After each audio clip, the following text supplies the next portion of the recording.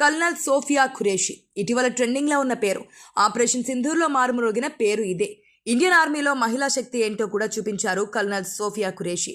Wing commander Vyomika Singh దేశం మొత్తం ఈ ఇద్దరు ఆఫీసర్స్ను అపర దుర్గలుగా కీర్తించింది. అందులో కల్నల్ సోఫియా ఫ్యామిలీ హిస్టరీ చూస్తే అమ్మో అనక తప్పదు.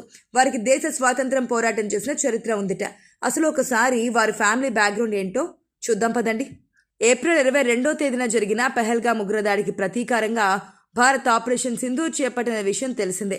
పాకిస్తాన్ ఆక్రమిత కశ్మీర్లోని 9 కీలకమైన ఉగ్రవాద స్థావరాలపై దాడులు చేసి వాటిని ధ్వంసం చేసింది.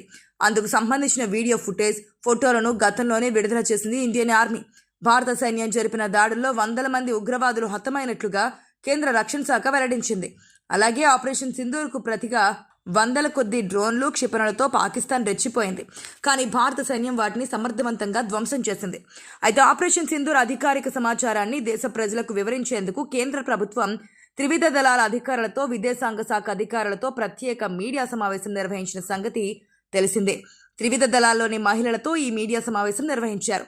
దీనిలో భాగంగానే ఇండియన్ ఆర్మీ నుంచి colonel Sofiya Qureshi, Indian air force తరపున వింగ్ కమాండర్ వ్యోమికా సింగ్ పాల్గొన్నారు. వీరికి దేశవ్యాప్తంగా ప్రశంసలు దక్కాయి. అయితే వీళ్ళు తాజాగా బిగ్ బి అమితాబ్ హోస్ట్గా చేస్తున్న ప్రముఖ టీవీ ప్రోగ్రాం కౌన్ బనేగా కరోడ్పతి షోలో పాల్గొన్నారు. అయితే ఈ షోలో కల్నల్ సోఫియా ఖురేషి తన ఫ్యామిలీ బ్యాక్గ్రౌండ్ గురించి మాట్లాడారు. తాము సైనికుల కుటుంబం నుంచి వచ్చామని, తమ నాయనమ్మ వాళ్ళ అమ్మకు చెందిన పూర్వీకులు రాణి లక్ష్మీబాయితో కలిసి పోరాటం చేశారని తెలిపారు. సైనికుల త్యాగాలు, దేశ చరిత్ర, వీరుల ప్రసంగాలు తెలుసుకుంటూ పెరిగారని అన్నారు. ఇండియన్ ఆర్మీలో ఆడ, మగ అని తేడా లేకుండా అందరికీ ఒకేలా ట్రైనింగ్ ఉంటుందని కల్నల్ సోఫియా ఖురేషి తెలిపారు.